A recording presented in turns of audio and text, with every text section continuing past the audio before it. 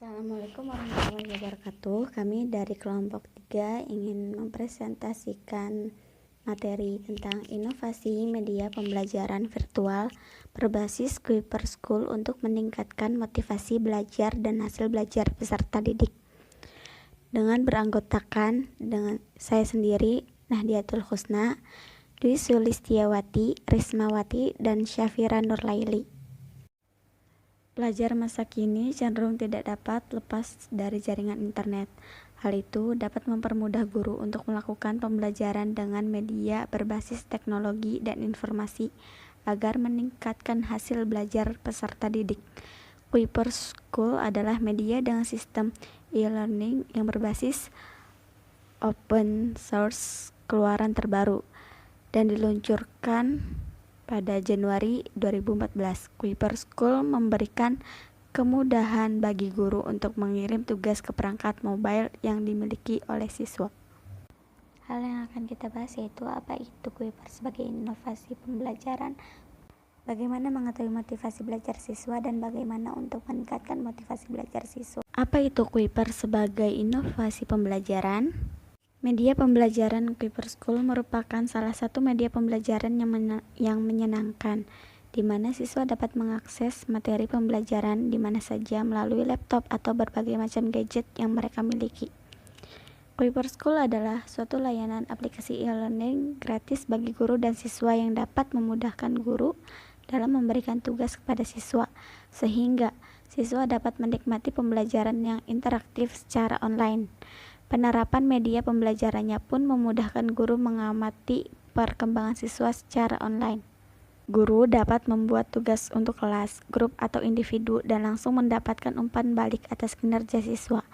Mengenali kekuatan dan kelemahan siswa sangat mudah.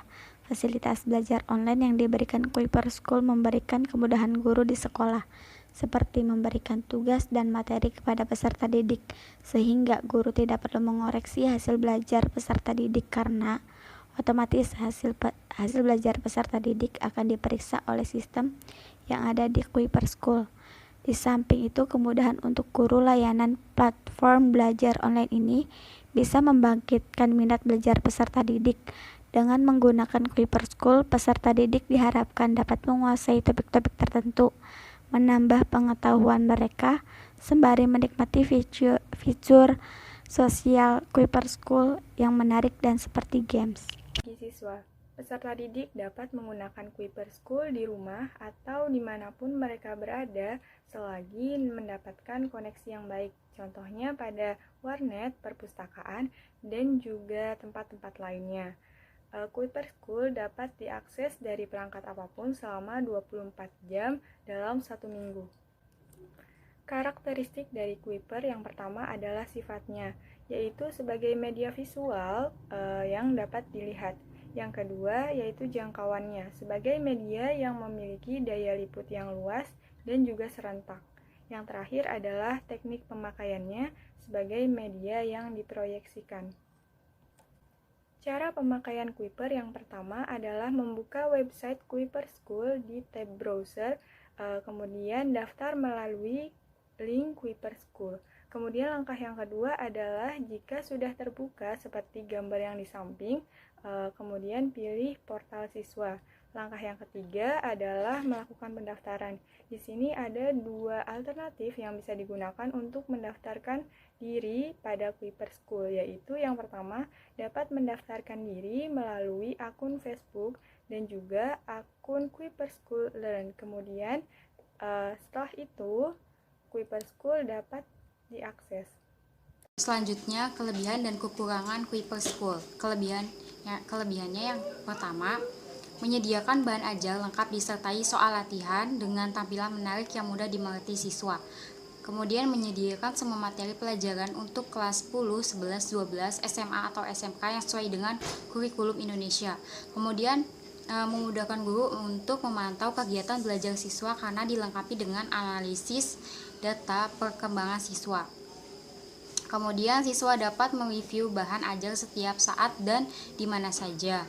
Kemudian guru dan siswa dapat melakukan diskusi pembelajaran di internet karena tersedia fasilitas pesan yang memudahkan siswa untuk bertanya kepada guru berubahnya peran siswa yang semula pasif menjadi aktif.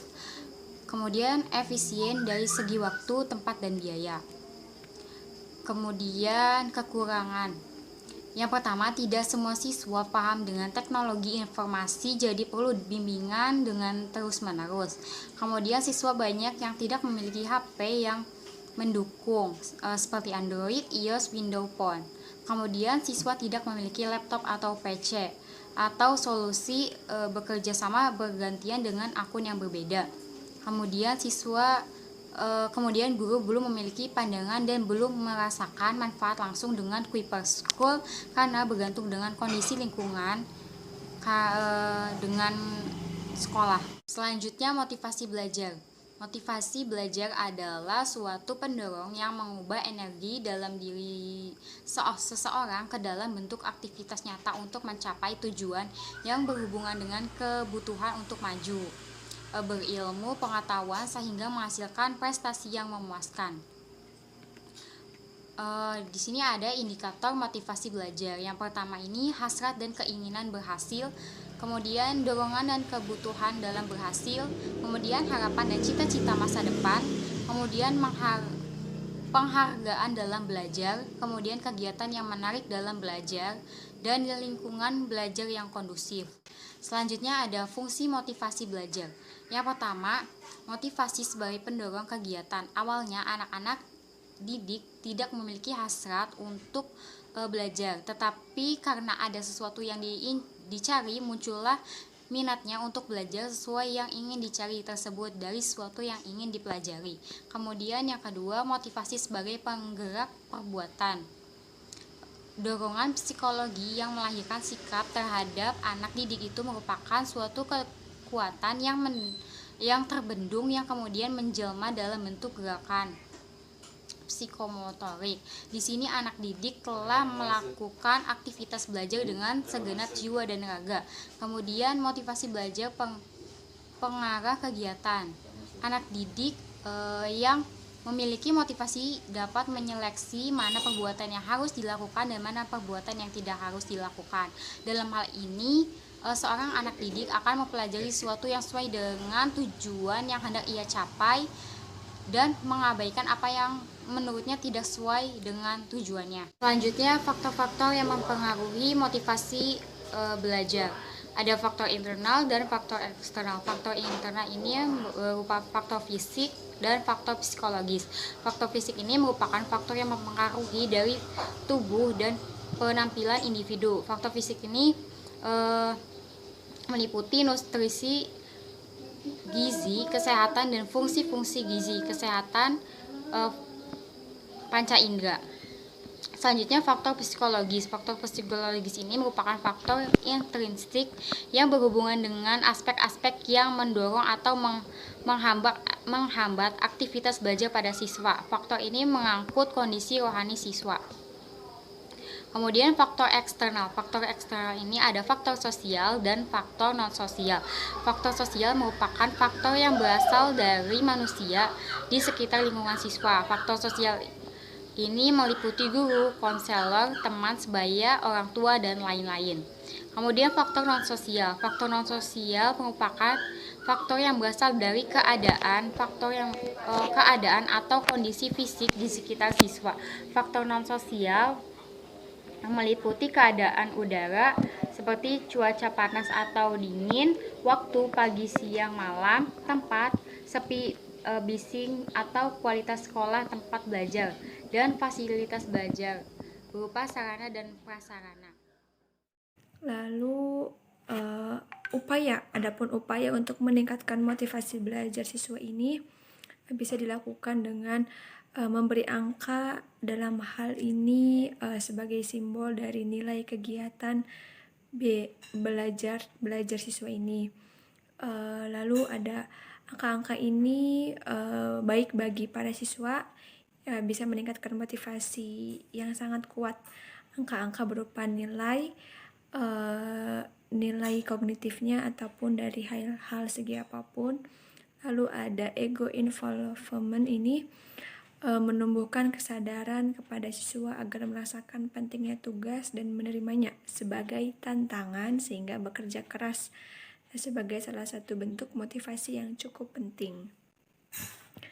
Lalu ada ini upayanya, salah satu upaya untuk meningkatkan motivasi siswanya ada juga nih, bisa dilakukan dengan Kuiper School. Nah, ini merupakan layanan aplikasi e-learning gratis bagi guru dan siswa yang dapat memudahkan guru dalam memberikan tugas kepada siswa sehingga dapat menikmati pembelajaran yang interaktif secara online.